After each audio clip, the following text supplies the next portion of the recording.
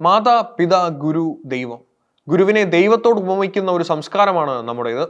എന്നാൽ ഈ ദൈവതുല്യമായ പദവിയിൽ ഇരുന്നു കൊണ്ട് ഒരു വിദ്യാർത്ഥിയുടെ ജീവിതം തകർക്കാൻ ശ്രമിക്കുന്ന അധ്യാപകർ ഇന്ന് നമ്മുടെ ഇടയിലുണ്ടോ? കണ്ണൂർ അഞ്ചരക്കണ്ടി ഡെന്റൽ കോളേജ് വിദ്യാർത്ഥി നിതിൻ രാജിന്റെ ആത്മഹത്യ കേരളീയ പൊതുസമൂഹത്തിന് മുന്നിൽ ഉയർത്തുന്നത് അതീവ ഗൗരവകരമായ ചില ചോദ്യങ്ങളാണ്. നിതിൻ രാജിന്റെ മരണവാർത്തയ്ക്കൊപ്പം സോഷ്യൽ മീഡിയയിൽ ഇപ്പോൾ സജീവമായ ചർച്ച ചെയ്യപ്പെടുന്നത് വാഴ 2 എന്ന സിനിമയിലെ മുജീബ് സാർ എന്ന കഥാപാത്രമാണ്.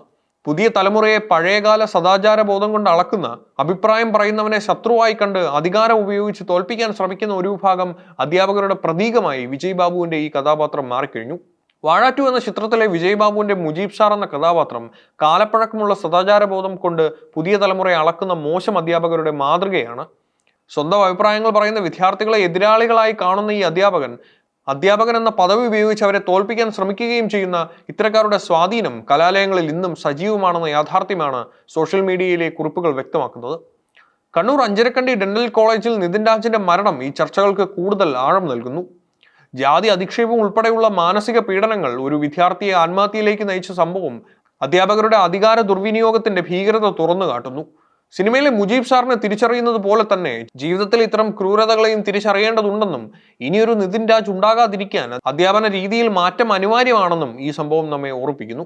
കണ്ണൂർ അഞ്ചരക്കണ്ടി ഡെന്റൽ കോളേജ് വിദ്യാർത്ഥി നിതിൻ രാജിന്റെ വിയോഗം സിനിമയിലെ കഥാപാത്രങ്ങൾക്കും അപ്പുറം നമ്മുടെ കലാലയങ്ങളിൽ നിലനിൽക്കുന്ന ഭീകരമായ യാഥാർത്ഥ്യങ്ങളിലേക്കാണ് വിരൽ ചൂണ്ടുന്നത്.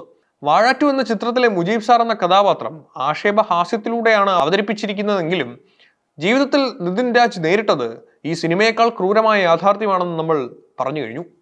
സ്വാശ്രയ കോളേജുകൾ ഉൾപ്പെടെ നിലനിൽക്കുന്ന ജാതി അധിക്ഷേപവും അധ്യാപകരുടെ അനിയന്ത്രിതമായ അധികാര പ്രയോഗങ്ങളും ഒരു വിദ്യാർത്ഥിയുടെ ആത്മഹത്യയിലേക്ക് തള്ളിവിടുന്ന ഭീകരമായ അവസ്ഥയാണ് ഇവിടെ വെളിവാകുന്നത്. നിതിൻ രാജിന്റെ മരണവുമായി ബന്ധപ്പെട്ട് ഡോക്ടർ MK റാം, ഡോക്ടർ സംഗീത നമ്പ്യാർ എന്നീ അധ്യാപകർ സസ്പെൻഷനിലായത് ഈ വിഷയത്തിന്റെ ഗൗരവം വർദ്ധിപ്പിക്കുന്നു. മുജീബ് സാർമാരെ സിനിമയിൽ കണ്ട് ചിരിക്കാൻ കഴിയുമെങ്കിലും യഥാർത്ഥ ജീവിതത്തിൽ ഇത്തരം അധ്യാപകർ വിദ്യാർത്ഥികളുടെ മാനസികാരോഗ്യം തകർക്കുന്നവരാണെന്ന അസുഖകരമായ സത്യമാണ് ഈ ദാരുണ സംഭവം നമ്മെ ഓർപ്പിക്കുന്നത്.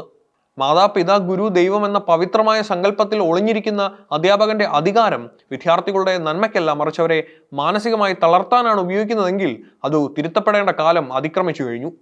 മുജീബ് സാർ എന്ന സിനിമാ കഥാപാത്രത്തെ കണ്ട് നമുക്ക് ചിരിക്കാൻ കഴിയുമെങ്കിലും ആ കഥാപാത്രം പ്രതിഫലിപ്പിക്കുന്ന യഥാർത്ഥ ജീവിതത്തിലെ മുജീബ് സാർമാർ നിതിൻ രാജിനെ പോലെയുള്ള കൗമാരക്കാരുടെ സ്വപ്നങ്ങളെയാണ് പാതി വഴിയിൽ കരിച്ചു കളയുന്നത്. കലാലയങ്ങൾ അധികാര പ്രയോഗങ്ങളുടെ ഇടമല്ല, മറിച്ച് അറിവിനോടൊപ്പം സ്നേഹവും കരുതലും നൽകുന്ന ഇടമാകണം. ഇനിയൊരു നിതിൻ രാജിന് വേണ്ടി നമുക്ക് കണ്ണീർ വാർക്കേണ്ടി വരാത്ത വിധം നമ്മുടെ വിദ്യാഭ്യാസ രീതികളും അധ്യാപകരുടെ സമീപനങ്ങളും മാറേണ്ടതുണ്ട്.